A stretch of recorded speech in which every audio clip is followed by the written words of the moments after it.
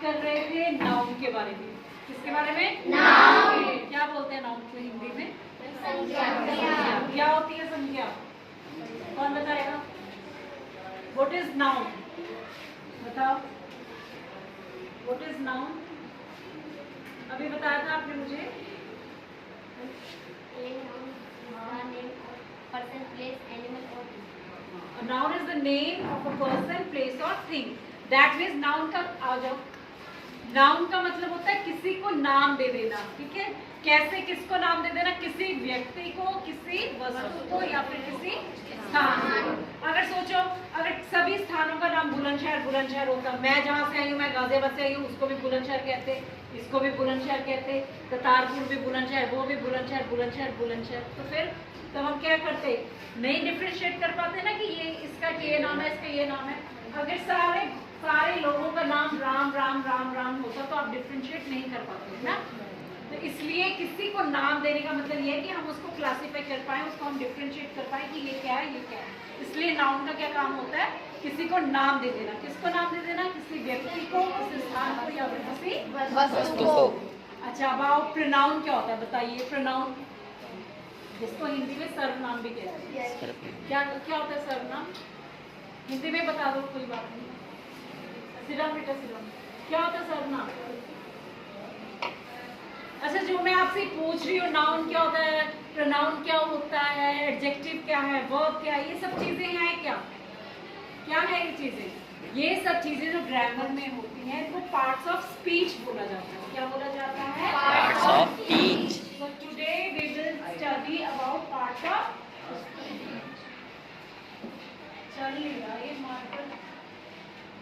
parts of speech, ठीक है? There are 8 types of parts of speech. कितने types की?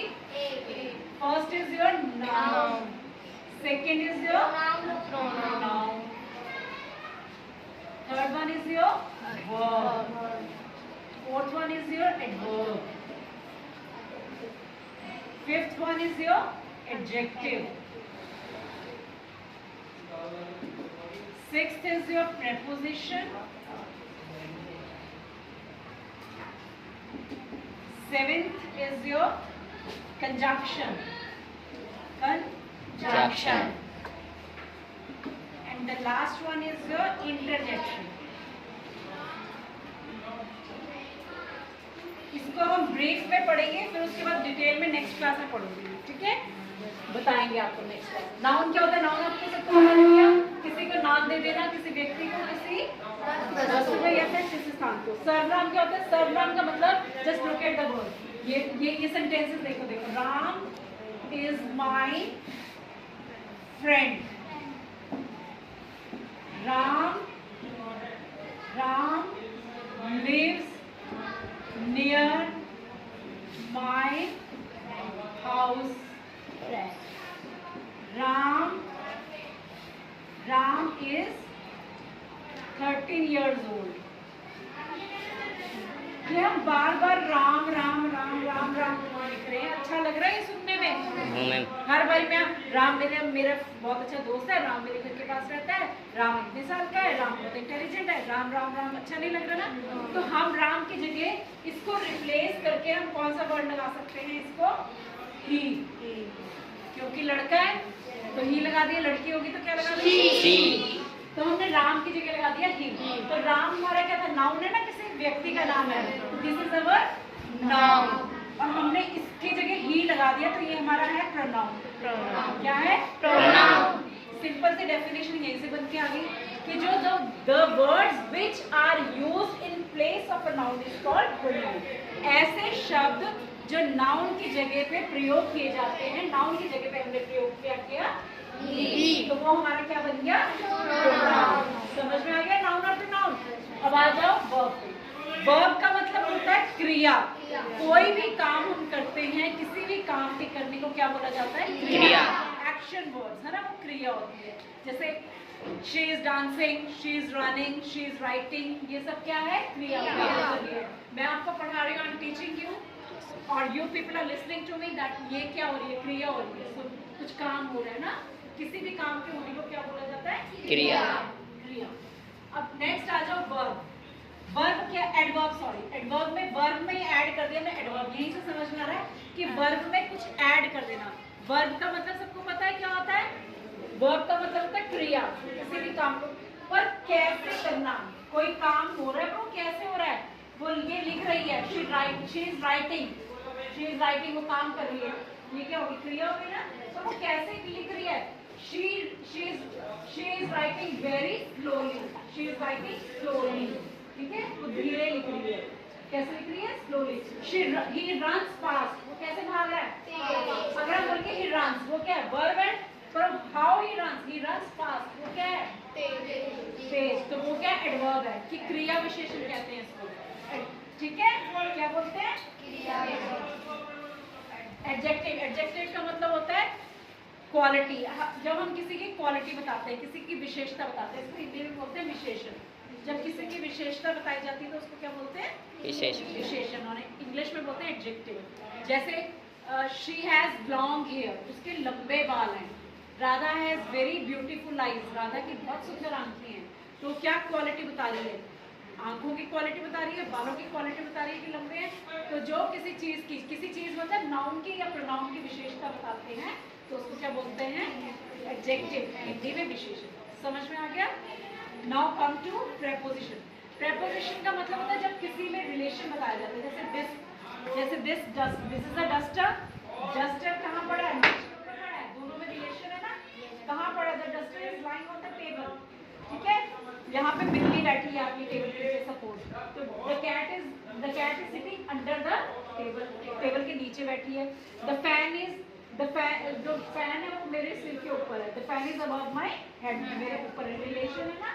तो ये जो in, on, at, above, near, far, behind, in front of, ये सब क्या है? हमारे प्रेपोजिशन। क्या बोलते हैं इसको? Preposition. Now come to conjunction. Conjunction को हिंदी में बोला जाता है योजक। जब दो वर्ड्स को, दो शब्दों को या दो वाक्यों को जोड़ा जाता है उसको बोलते हैं कंजंक्शन। कैसे? देखो, जैसे Ram and Shyam are friends, ठीक है। राम एंड श्याम, दो शब्दों को जोड़े ना, राम एंड श्याम, इन दोनों को जोड़ रहा है। ये कौन जोड़ रहा है? ये जोड़ रहा है। तो ये हमारा कंजंक्शन है जो जोड़ता है। ये तो इसने जोड़ा किसको? शब्दों को। और सेंटेंस को कैसे जोड़ता है? Ram and Shyam are friends but they always fight. Ram और श्याम अच्छे दोस्त हैं पर वो हमेशा लड़ते रहते हैं, है ना। तो क्या है यहाँ पे? इन दोनों को, ये तो इन्होंने शब्दों को जोड़ा, यहाँ पे इन्होंने ये वाला सेंटेंस तो कंप्लीट है, Ram and Shyam are friends. अगर हम इसको अकेले पढ़े तो कंप्लीट है ना अपने में कि राम और श्याम दोस्त है। इसके आगे हमें कोई जरूरत नहीं है कि कुछ और ऐड करें की। पर अगर हमने इसको और आगे बढ़ा दिया, but they are always fight, पर वो हमेशा लड़ते हैं। तो इसलिए दो सेंटेंसेस को जोड़ दिया ना, एक सेंटेंस ये हो गया और एक सेंटेंस ये हो गया, है ना। तो इन्होंने वर्ड्स को और किसको जोड़ा? सेंटेंस को। ये वाला हमारा हो गया कंजंक्शन। समझ में आ गया सबको? कंजंक्शन जो है वो वर्ड्स को और सेंटेंसेस को जोड़ता है। Now come to interjection. Interjection क्या होता है? जब आप कोई फीलिंग आती है, कोई एक्सप्रेशन जब आप शो करते हो। कैसे? जैसे आपने कोई मैच जीत लिया, क्रिकेट का मैच जीत लिया, तो आप क्या बोलते हैं? Hurray, we have won the match. खुश होते हो ना। और फिर अगर आप हार जाते तो बोलते oh we have lost the match, हम मैच हार गए। तो उसमें आपने देखा होगा ये वाला साइन, आपने ये वाला साइन देखा है नहीं? इसको कहते हैं एक्सक्लेमेशन साइन। हिंदी में बोलते हैं इसको विस्मयादि बोधक। तो इसको आप जैसे आप खुशी में बोलते हो, हुर्रे हुर्रे, फिर ऐसे लगाते हो, hurray we have won the match. और फिर अगर तुम उदास हो तो क्या बोलोगे? Oh we have lost the match, we have lost the match, we have lost the match. और जब आप अचंभित हो जाते हो, बड़े हैरान हो जाते हो, जैसे मैं हैरान हो गई, ओ ये 7th क्लास में इतने बच्चे हैं, कितने 70 बच्चे, है ना। जब आप अचंभित हो जाते हो तो क्या बोलते हो? या फिर आप बहुत आप अचंभित हो जाते हो, बाहर की सीनरी देखिए, जैसे आप बोलते हो wow what a beautiful scenery, what a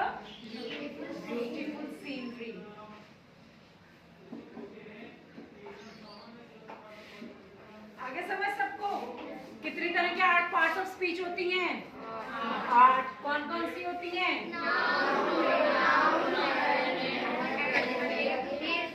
preposition, conjunction, interjection. समझ में आ गया? 8 तरह की होती है। सबको समझ में आ गया? नाउन से लेके इंटरजेक्शन तक कौन सी चीज क्या होती है बता दिया मैम ने। समझ में आया सबको? Yes, ma'am. नेक्स्ट क्लास में इसको we will study in detail. Okay?